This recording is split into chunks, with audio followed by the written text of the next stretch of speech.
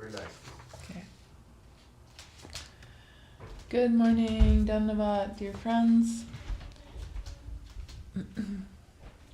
Today is the holy appearance day of Lord Sri Narasimha D.D, and we are currently reading from Srimad Bhagavatam, the chapters before the actual appearance of the Lord. So we are in Canto 7, Chapter 7, What Prahlad Learned in the Womb. So I think we're going to finish this chapter.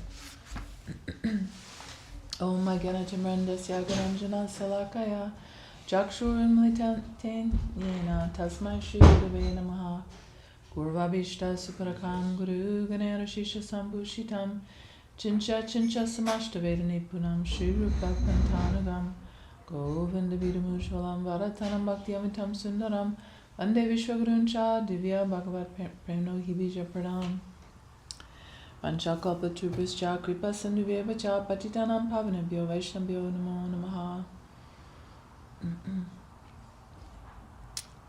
Okay, just gonna grab.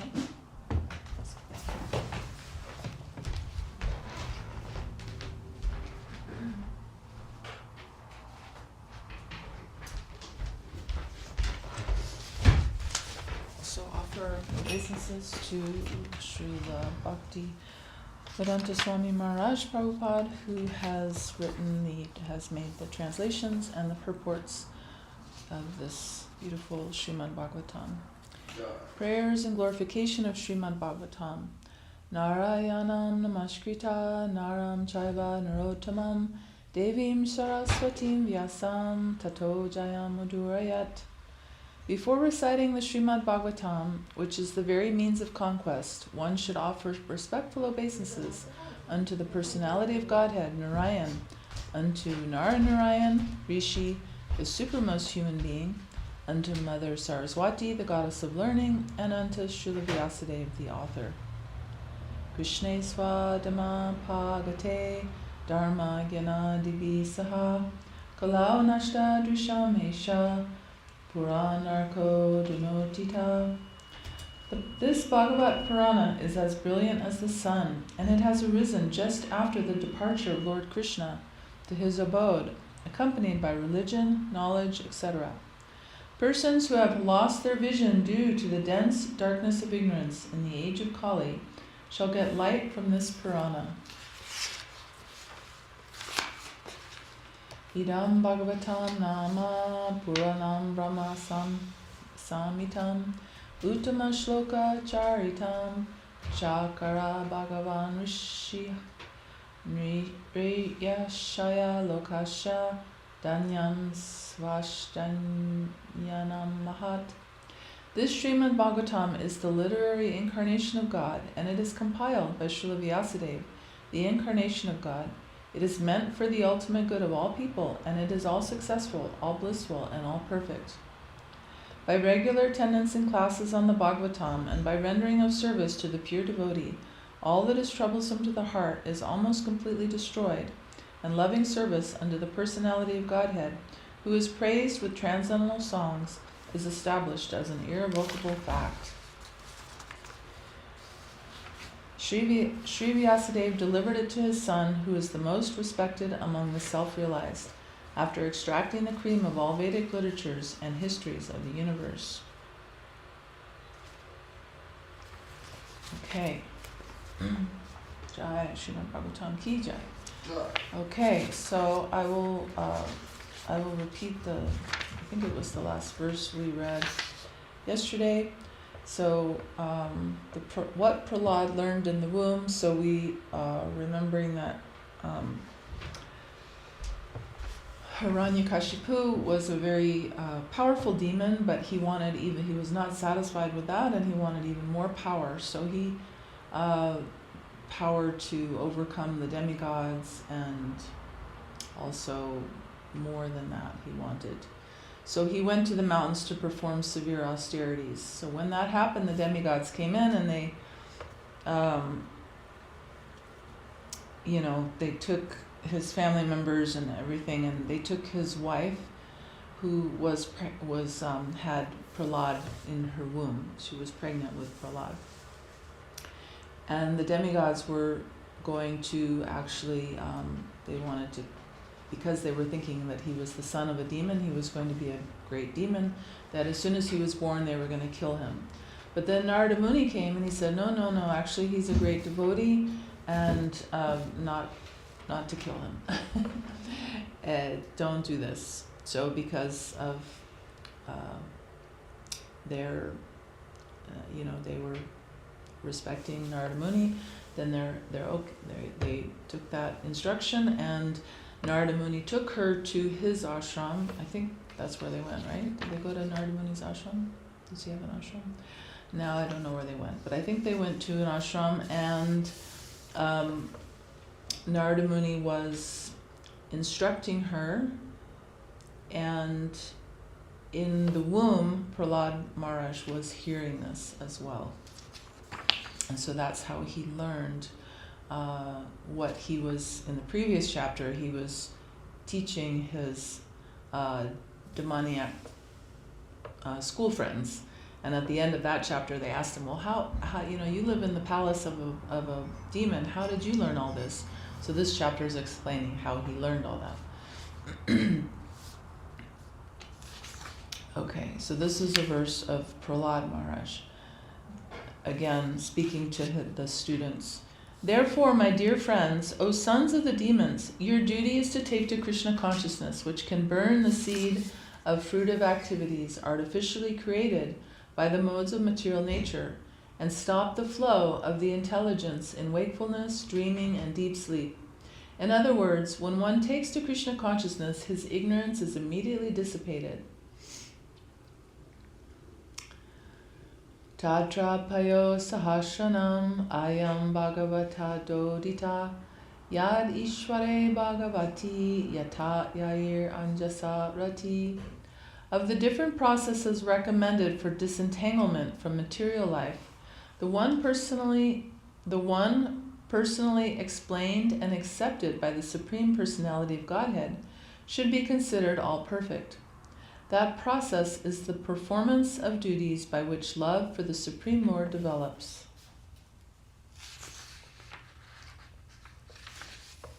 Among the linking processes that elevate one from bondage, so linking processes means yoga, so the different kinds of yoga. Among the linking processes that elevate one from bondage to material contamination, the one recommended by the Supreme Personality of Godhead should be accepted as the best. That process is clearly explained in Bhagavad Gita, where the Lord says, Sarva dharmam prityaja mamekam sharanam braja. Abandon all varieties of religion and just surrender unto me. This process is the best because the Lord assures, Aham tvam sarva papebhyo moksha ishami ma suchaha. I shall deliver you from all sinful reaction. Do not fear. There is no need to be worried, for the Lord himself assures that he will take care for his devotee and save him from the reactions of sinful activities. Material bondage is a result of sinful activity. Therefore, since the Lord assures that he will dissipate the results of fruitive material activities, there is no need to be worried. This process of understanding one's position as a spirit soul and then engaging oneself in devotional service is therefore the best. Guru Shushushaya Bhaktya Sarva Labdharapanena Cha Sangena Sadhu Bhaktanam Ishvara Radhanena Cha Shadhaya Tat Katayam Cha Kirtanaya Gunu Karmanam Tat Padam Buru Janat Talinge Karshahana Divi. One must accept the bona fide spiritual master and render service unto him with great devotion and faith. Whatever one has in one's possession should be offered to the spiritual master. And in the association of saintly persons and devotees, one should worship the Lord, hear the glories of the Lord with faith, glorify the transcendental qualities and activities of the Lord, always meditate on the Lord's lotus feet, and worship the deity of the Lord strictly according to the injunctions of the Shastra and Guru.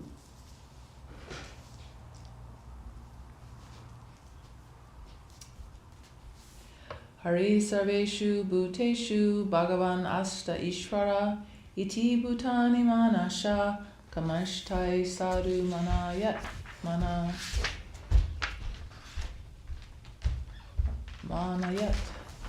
One should always remember the Supreme Personality of Godhead in his localized representation as the Paramatma, who is situated in the core of every living entity's heart.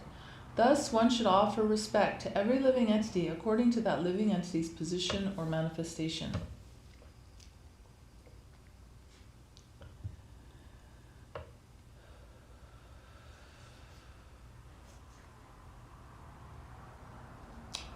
Evam nirjita sadvargai kriyate bhaktirishvare vasudeve bhagavati yaya samlabhyate rati.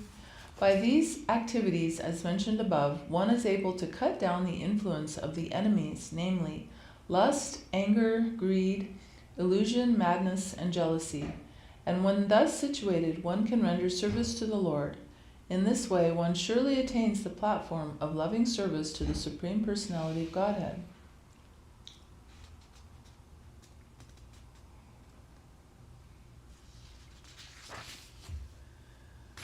Nishamya karmani gunam atulyan viryani lila tanubi kritani yadati harshot pula kashru gadgadam rodkata udgayati roti nrichati. One who is situated in devotional service is certainly the controller of his senses, and thus he is a liberated person. When such a liberated person, the pure devotee, hears of the transcendental qualities and activities of the Lord's incarnations for the performance of various pastimes, his hair stands on end on his body, tears fall from his eyes, and in his spiritual realization his voice falters. Sometimes he very openly dances, sometimes he sings loudly, and sometimes he cries.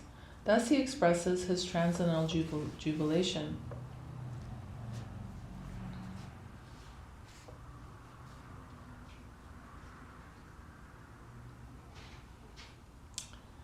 The Lord's activities are uncommon. For example, when he appeared as Lord Ramachandra, he performed uncommon activities like bridging the ocean.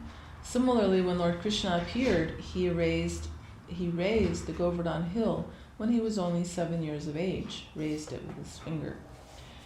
These are uncommon activities.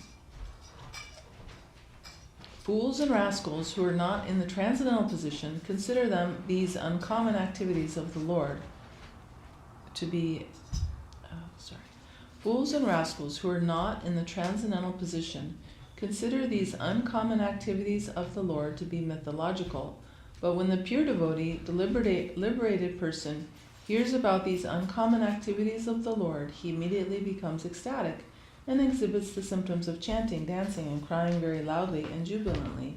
This is the difference between a devotee and a non-devotee. Good morning, Vishakhi.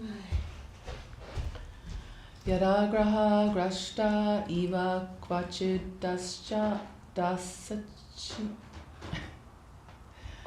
Sorry, I do not translate or pronounce the Sanskrit well.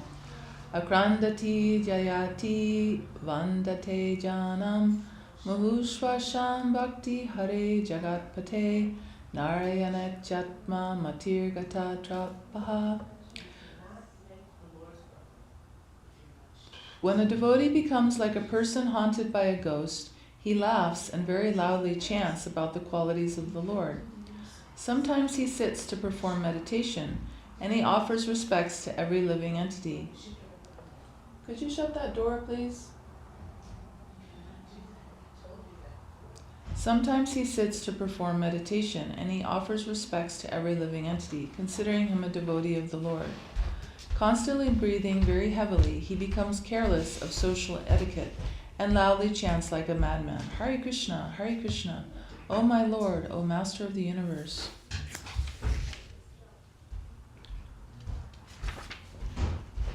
Tada puma mukta samashta bandhanas tadbhava bhavanu kritasya krita nirdagda bijanu shayo Mahiyasha bhakti prayojena samachayo mokshajam. The devotee is then freed from all material contamination because he constantly thinks of the Lord's pastimes and because his mind and body have been converted to spiritual qualities. Because of his intense devotional service, his ignorance, material consciousness, and all kinds of material desires are completely burnt to ashes. This is the stage at which one can achieve the shelter of the Lord's lotus feet.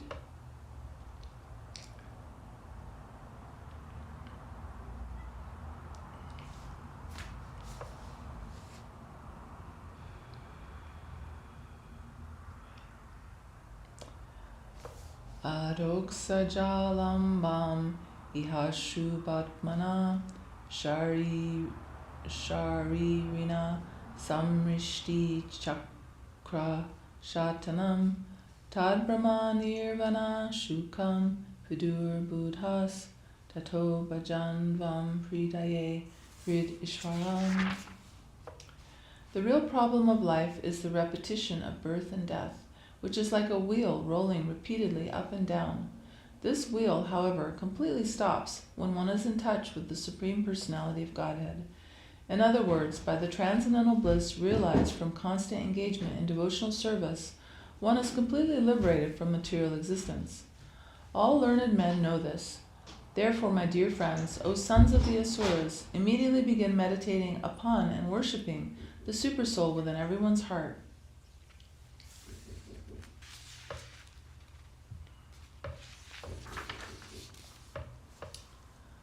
Koti prayasho shura balakaharer upashaneshve hridi chidravat sataha svashatmana shakur ashesha dehinam samanyata kim vishayo papadanai. O my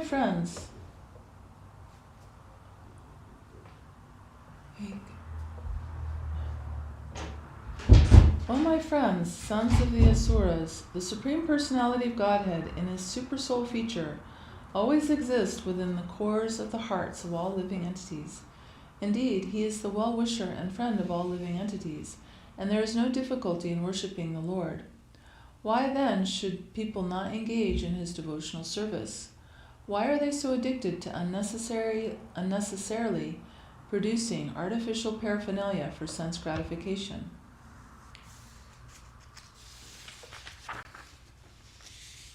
Good question. Because the personality of Godhead is supreme, no one is equal to him, and no one is greater than him. Nonetheless, if one is a devotee of the Supreme Personality of Godhead, the Lord is easily obtainable. The Lord is compared to the sky because the sky is vast, yet within the reach of all, not only of human beings, but even of the animals. The Supreme Lord, in his Paramatma feature, exists as the best well-wisher and friend. As confirmed in the Vedas, Sayuja Sakayo, the Lord, in his Supersoul feature, always stays in the heart along with the living entity. The Lord is so friendly to the living entity that he remains within the heart so that one can always contact him without difficulty. One can do this simply by devotional service. Śravaṇam, Kirtanam, Vishnu Smaranam, Padasevanam. As soon as one hears of the Supreme Personality of Godhead, Krishna Kirtan, one immediately comes in touch with the Lord. A devotee immediately comes in touch with the Lord by any or all of the items of devotional service. Śravaṇam, Kirtanam, Vishnu Smaranam, Padasevanam, Archanam, Vandanam, Dasyam, Sakyam, Atma Nivedanam. Therefore, there is no difficulty in coming in contact with the Supreme Lord. On the other hand, going to hell requires great endeavor. If one wants to go to hell by illicit sex, meat eating, gambling, and intoxication, he must acquire so many things. For illicit sex, he must arrange for money. For brothels, for meat eating, he must arrange for many slaughterhouses. For gambling, he must arrange for casinos and hotels, and for intoxication, he must open many breweries. Clearly, therefore, if one wants to go to hell, he must endeavor very much. But if he wants to return home back to Godhead, there is no difficult endeavor. To go back to Godhead, one may live alone, anywhere, in any condition, and simply sit down, meditate upon the Supersoul, and chant and hear about the Lord. Thus there is no difficulty in approaching the Lord. Adanta gopir vishatam tamishram. Because of inability to control the senses, one must go through great endeavor to go to hell. But if one is sensible, he can very easily obtain the favor of the Supreme Personality of Godhead, because the Lord is always with him. By the simple method of Shravanam Kirtanam Vishnu, the Lord is satisfied. Indeed, the Lord says, Patram Pushpam Phalam Toyam Yo Me Bhaktya Prayachati Tadaham Bhakchuparitam Ashnani Prayatatmana. If one offers me with love and devotion a leaf, a flower, fruit, or water, I will accept it. One can meditate upon the Lord anywhere and everywhere. Thus Prahlad Maharaj advised his friends, the sons of the demons, to take this path back home, back to Godhead, without difficulty. Okay. That was a verse from the famous verse from Srimad Bhagavad Gita. If one offers me with love and devotion a flower, a fruit, or water, I will accept it. Raya kalatram pashava shutadayo griha mahi kunjara kosha bhutaya sarve rita kamakshana bangurayushaha kurvanti marchasya kiyat priya kalaha.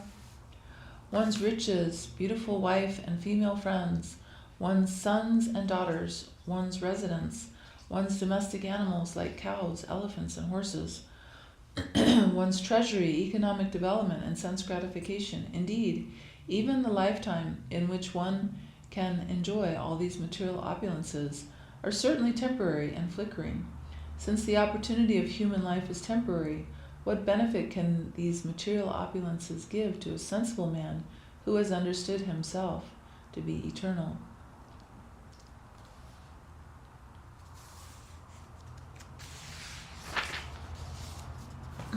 Evam hi loka kratubi krita ami kshaishnava satyashaya na nirmala tasmad adrishta shuta dushanam param bhakcho tayesham bhajatatma labhyaye.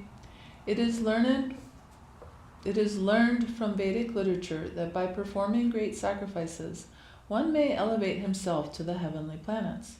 However, although life on the heavenly planets is hundreds and thousands of times more comfortable than life on earth, the heavenly planets are not pure or free from the taint of material existence. The heavenly planets are also temporary, and therefore they are not the goal of life.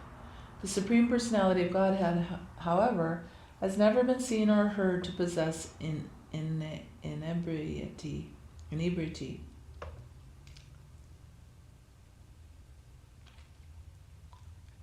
Consequently, for your own benefit and self-realization, you must worship the Lord with great devotion as described in the revealed scriptures.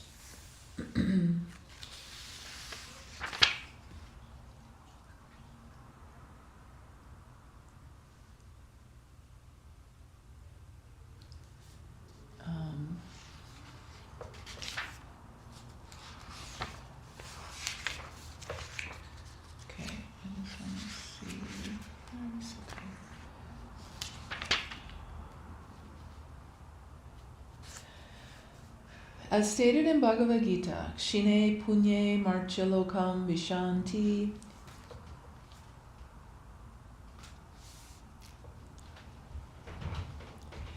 Even if one is promoted to the higher planetary systems by performing great sacrifices, which are accompanied by the sinful act of sacrificing animals, the standard of happiness in Swargaloka is also not free of disturbances.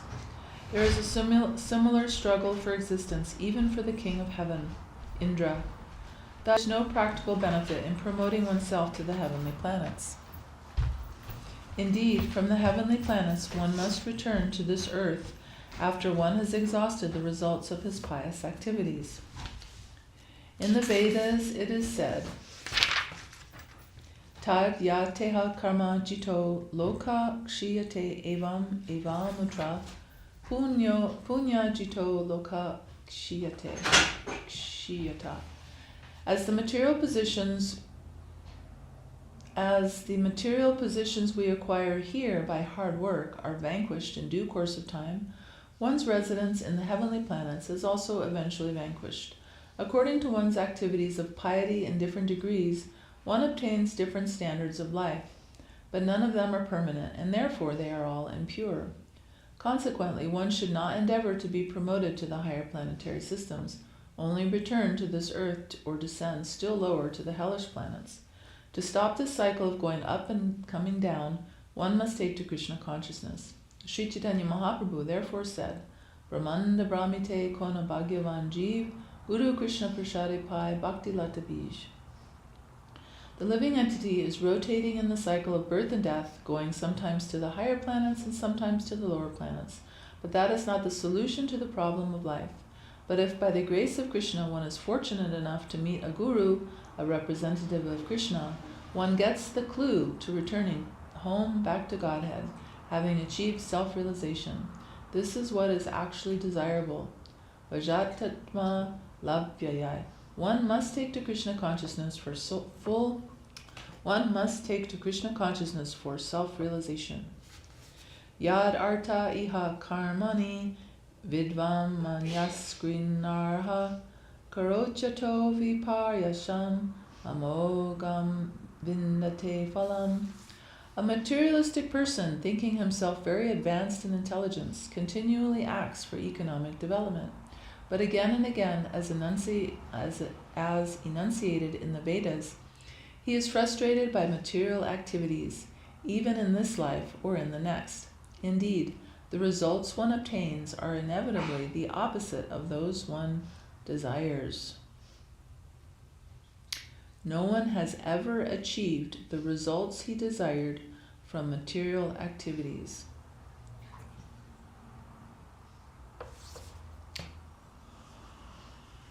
On the contrary, everyone has been frustrated again and again.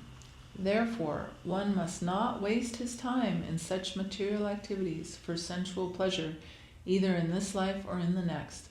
So many nationalists, economists, and other ambitious persons have tried for happiness, individually or collectively, but history proves that they have all been frustrated.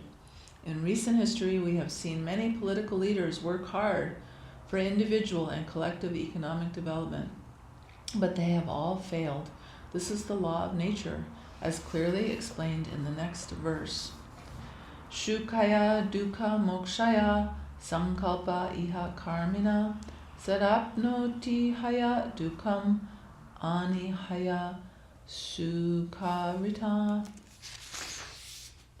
In this material world, every materialist desires to achieve happiness and diminish his distress, and therefore he acts accordingly. Actually, however, one is happy as long as one does not endeavor for happiness. As soon as one begins his activities for happiness, his condition of distress begins. Can you read that again? In this material world, every materialist desires to achieve happiness and diminish his distress, and therefore he acts accordingly. Actually, however, one is happy as long as one does not endeavor for happiness. As soon as one begins his activities for happiness, his conditions of distress begin. So, meaning searching for happiness in the material situation through the senses. Didi, will you please read one more time? Is that okay? Mm-hmm. Yep. Okay. In this material world, every materialist desires to achieve happiness and diminish his distress. Right. And therefore he acts accordingly. So that's the nature of the world. Everybody wants enjoyment and happiness, but they don't understand that that comes with the other side, with the distress. So it's like, we don't want the distress, but we want the happiness. Actually, however, one is happy as long as one does not endeavor for happiness. Endeavor for. So if we stop Trying, trying for happiness, we're happy. but meaning trying for happiness in the external way. Okay. I mean, that's how I'm hearing it, but if one is trying for happiness through external means, through gaining some type of material sense gratification, as soon as one begins his activities for happiness, his conditions of distress begin. Every conditioned soul is bound by the laws of material nature, as described in Bhagavad Gita. Everyone has achieved a certain type of body given by material nature according to the instructions of the Supreme Personality of Godhead. Ishvara sarva bhutanam hrideshe Arjuna tishtati brahmayam sarva bhutani yantra rudhani mayaya. The Supreme Lord is situated in everyone's heart, O Arjuna, and is directing the wanderings of all living entities who are seated as on a machine made of the material energy. The Supreme Personality of Godhead, the Supersoul, is present in everyone's heart, and as the living entity desires, the Lord gives him facilities with which to work according to his ambitions in different grades of bodies. The body is just like an instrument by which the living entity moves according to false desires for happiness, and thus suffers the pangs of birth, death, old age, and disease in different standards of life. Everyone begins his activities with some plan and ambition, but actually, from the beginning of one's plan to the end, one does not derive any happiness. On the contrary, as soon as one begins acting according to his plan, his life of distress immediately begins. Therefore, one should not be ambitious to dissipate the unhappy conditions of life, for one cannot do anything about them. Ahankara vimudatma kartaham iti manyate. Although one is acting according to false ambitions, he thinks he can improve his material conditions by his activities. The Vedas enjoin that one should not try to increase happiness or decrease The Vedas enjoin that one should not try to increase happiness or decrease distress, for this is futile. Tasyaiva heto prayetat kovida. One should work for self-realization, not for economic development, which is impossible to improve. Without endeavor, one can get the amount of happiness and distress for which he is destined, and one cannot change this. Therefore, it is better to use one's time for advancement in the spiritual life of Krishna consciousness. One should not waste his valuable life as a human being. It is better to utilize this life for developing Krishna consciousness without ambition for so-called happiness. Kaman kamyate kamyair yad artam iha purusha savai dehastu parakyo vanguru yachu upaiticha. A living entity desires comfort for his body and makes many plans for this purpose, but actually the body is the property of others. Indeed, the perishable body embraces the living entity and then leaves him aside.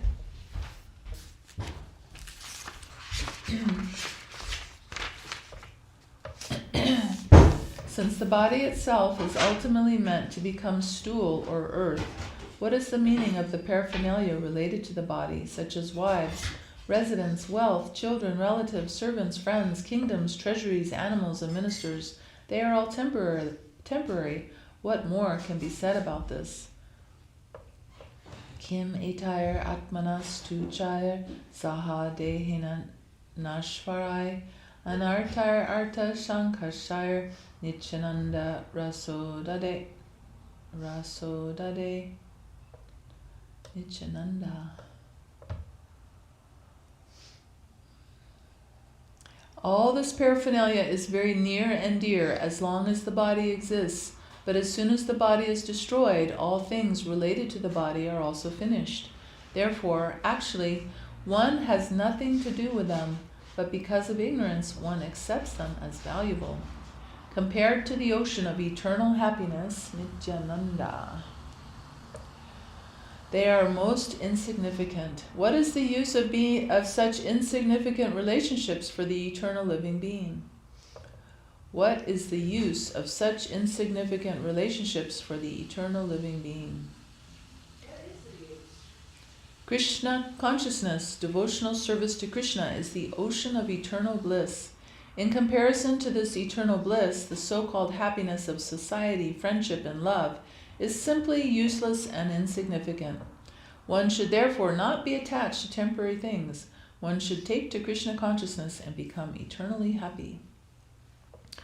Nirupyatam iha svartam kiyandeha britosura nishe kadishva vishtashu klishyamana shakarmavi. Can I ask a question? Mm-hmm. What if we use those relationships in service to it? Does that change the value of them somewhat? Yeah, for sure. Or is it kind of like still like some kind of like really mundane aspect of it, and to where like we shouldn't be like super? I mean, we're hearing, this is hardcore here. It is, yeah. But we have received some, guidance from our gurus that, obviously we're living in the world. We're not all going to be, or very few of us will be able to completely dedicate ourselves 100% in the sense of like no family or no work or no, be like monks or something. So, our gurus are, and we're also hearing that we can utilize what we can utilize in the service, then that becomes, instead of our engagement in karmic activities that it's going to be taking us, to the hellish condition, then if we're utilizing our energy and our everything in our possession and then for the service, then that becomes a spiritual activity, and that will be our purificatory instead of the opposite. Obviously there's certain things that we have to try to not do anymore, but as far as our Gurudev encouraged everyone in any condition, in any position, in any walk of life, that we're trying to dedicate ourselves and engage in the service with ourselves and our family and our children and our husbands and wives and partners and just always trying to put Krishna and the service to Guru and Granga in the center.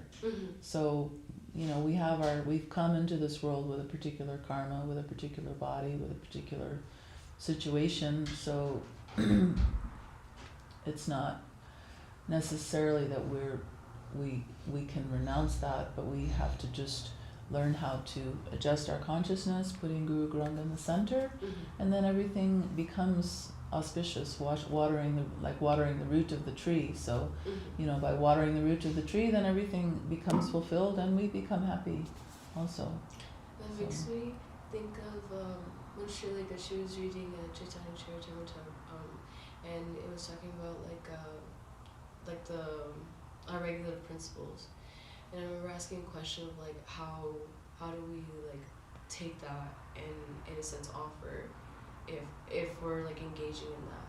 And she's like, well, you can offer it by asking the Lord to help you get rid of those tendencies, those wants, and if you feel like you're doing something that isn't offerable, you can offer by asking the Lord for help into getting out of that cycle and getting out of those bad habits and stuff. So it just kind of makes me think of that as well. Yeah, really everything. Gurudev also in certain places we've heard him saying, even our bad qualities or anarthas, as you're saying,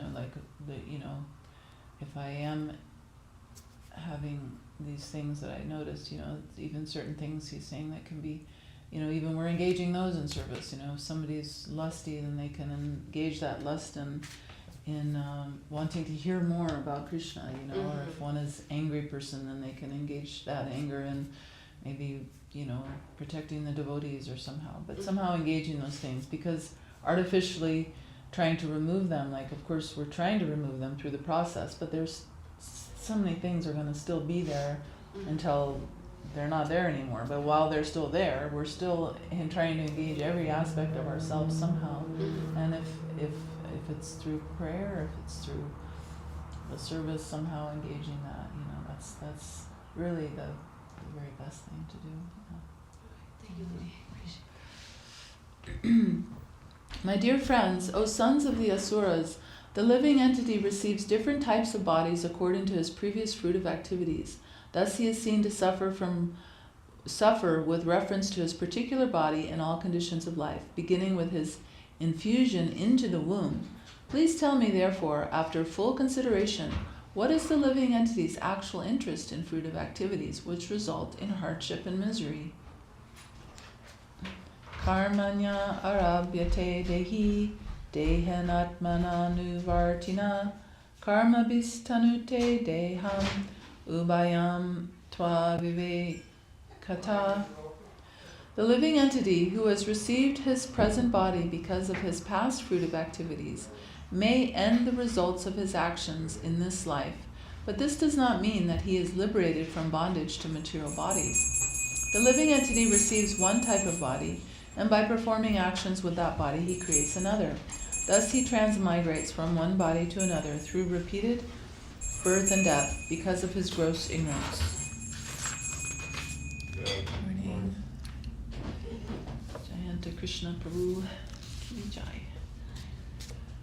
Would you like to have a seat? I'm going to try to finish this chapter. Okay. The four principles of advancement in spiritual life, Dharma, Artha, Kama, and Moksha, all depend on the disposition of the Supreme Personality of Godhead. Therefore, my dear friends, follow in the footsteps of devotees. Without desire, fully depend upon the disposition of the Supreme Lord.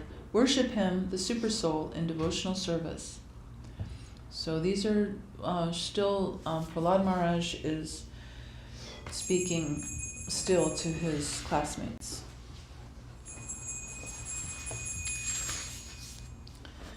The Supreme Personality of Godhead, Hari, is the soul and the super soul of all living entities. Every living entity is a manifestation of his energy in terms of the living soul and the material body. Therefore the Lord is the most dear, and he is the supreme controller. Devo suro manusho va yaksho gandharva eva va bhajam mukunda charanam swashtimam shadyata vayam. If a demigod, demon, human being, yaksha, gandharva, or anyone within this universe renders service to the lotus feet of Mukunda, who can deliver liberation, he is actually situated in the most auspicious condition of life, exactly like us, the Mahajans, headed by Prahlad Maharaj. Prahlad Maharaj, by his living example, requested his friends to engage in devotional service. Whether in demigod society, asura society, human society, or Gandharva society, every living entity should take shelter of the lotus feet of Mukunda and thus become perfect in good fortune. My dear friends, O sons of the demons, you cannot please the Supreme Personality of Godhead by becoming perfect Brahmins, demigods, or great saints, or by becoming perfectly good in etiquette or vast learning. None of these qualifications can awaken the pleasure of the Lord. Nor by charity, austerity, sacrifice, cleanliness, or vows can one satisfy the Lord. The Lord is pleased only if one has unflinching, unalloyed devotion to him. Without sincere devotional service, Jai. So, that is the end of this chapter 7, what Prahlad learned in the womb. Thus ends the Bhaktivedanta purports of the 7th canto, 7th chapter of the Srimad Bhagavatam, entitled What Prahlad Learned in the Womb. So the next chapter is Chapter 8, Lord Narasimha D.D slays the king of the demons. So I think I'll just read the first part, which is the summary of the chapter. And then will you be reading this this afternoon at 5 o'clock? Divishakti D.D? Okay. So Divishakti D.D is going to read this next chapter starting at 5 o'clock Mountain Time. So we will be live streaming that if you want to hear the Lord Narasimha devotees. So really wonderful to hear about Prahlad Maharaj as well. Okay, chapter 8, Lord Narasimha D.D slays the king of the demons. As described in this chapter, Hiranyakashipu was ready to kill his own son, Prahlad Maharaj, but the Supreme Personality of Godhead appeared in front of the demon as Sri Nrikeshari, half lion and half man, and killed him. Following the instructions of Prahlad Maharaj, all the sons of the demons became attached to Lord Vishnu, the Supreme Personality of Godhead. When this attachment became pronounced, their teachers, Santa and Amarka, were very much afraid that the boys would become more and more devoted to the Lord. In a helpless condition, they approached Hiranyakashipu and described in detail the effect of Prahlad's preaching. After hearing of this, Hiranyakashipu decided to kill his son Prahlad. Hiranyakashipu was so angry that Prahlad fell down at his feet and said many things just to pacify him. But he was unsuccessful in satisfying his demoniac father. Hiranyakashipu, as a typical demon, began to advertise himself as being greater than the Supreme Personality of Godhead.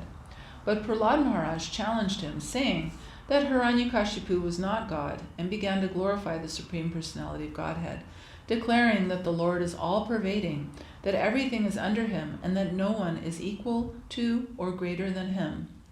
Thus he requested his father to be submissive to the omnipotent Supreme Lord. The more Prahlad Maharaj glorified the Supreme Personality of Godhead, the more angry and agitated the demon became. Hiranyakashipu asked his Vaishnava son whether his God existed within the columns of the palace, and Prahlad Maharaj immediately accepted that since the Lord is present everywhere, he was also present within the columns.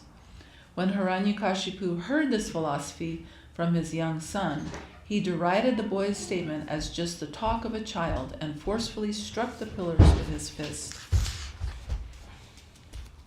As soon as Hiranyakashipu struck the column, there issued forth a tumultuous sound. At first Hiranyakashipu, the king of the demons, could not see anything but the pillar, but to substantiate Prahlad's statements, the Lord came out of the pillar in his wonderful incarnation as Narasimha, half lion and half man. Hiranyakashipu could immediately understand that the extraordinarily wonderful form of the Lord was surely meant for his death, and thus he prepared to fight with the form of half lion and half man. The Lord performed his pastimes by fighting with the demon for some time, and in the evening, on the border between day and night, the Lord captured the demon, threw him on his lap, and killed him by piercing his abdomen with his nails. The Lord not only killed Hiranyakashipu, the king of the demons, but also killed many of his followers. When there was no one else to fight, the Lord, roaring with anger, sat down on Hiranyakashipu's throne. So there's pictures of Hiranyakashipu in this, where he's there and he's got Hiranyakashipu on his lap and he's already killed him and he's sitting on this great throne. So you can think about what such a ferocious form of the Lord this is. The entire universe was thus relieved of the rule of Hiranyakashipu, and everyone was jubilant in transcendental bliss. Then all the demigods headed by Lord Brahma approached the Lord. These included the great saintly persons, the Pitas, the Siddhas, the Vijaras, the Nagas, and the Vijaharas, the Nagas, the Manus, the Prajapatis, the Gandharvas, the Charanas, the Yakshas, the Kimpurushas, the Vaitalikas, the Kinnaras, and also many other varieties of beings in human form. All of them stood not far from the Supreme Personality of Godhead and began offering their prayers unto the Lord, whose spiritual effulgence was brilliant as he sat on the throne.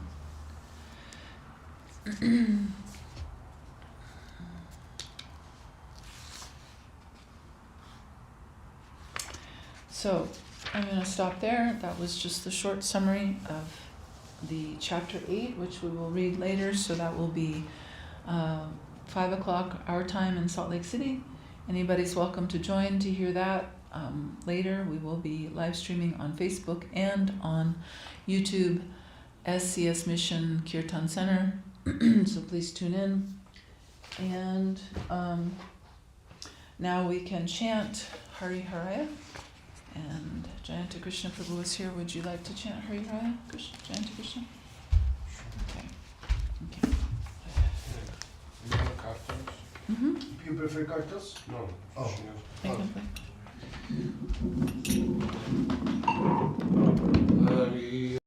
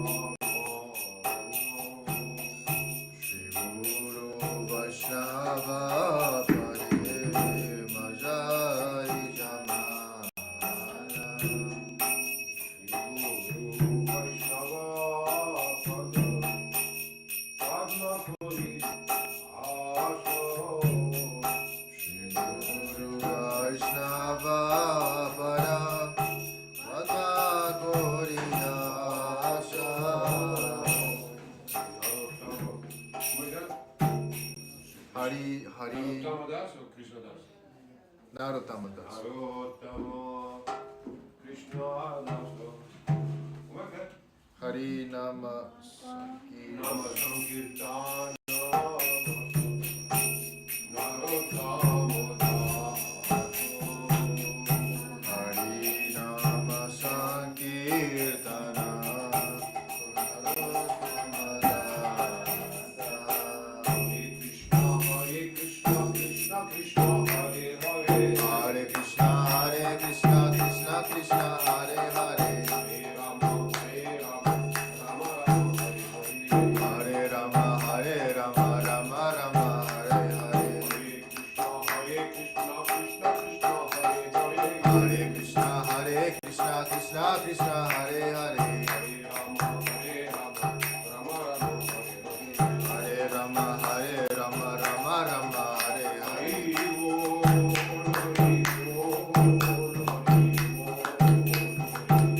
Nitai Gaura Hari Bol, Hari Bol, Hari Bol, Nitai Gaura Hari Bol.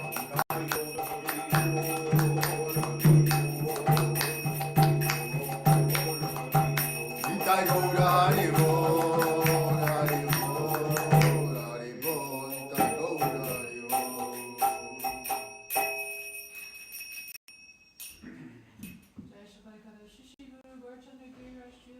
Jai. Jai.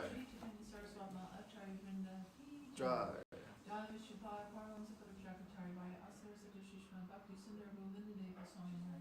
Jai.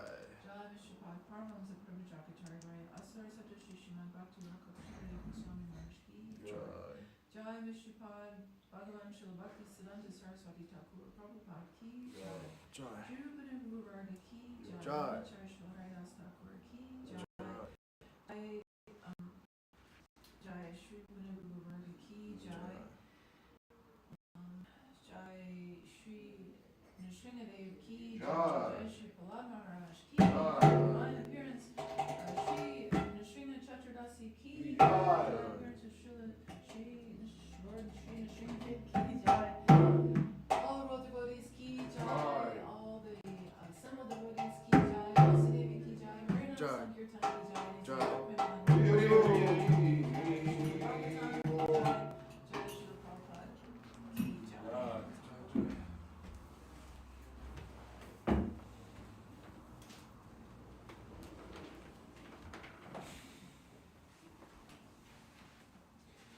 Bhima Krishna Prabhu was with us this morning, and also Ganga Lila.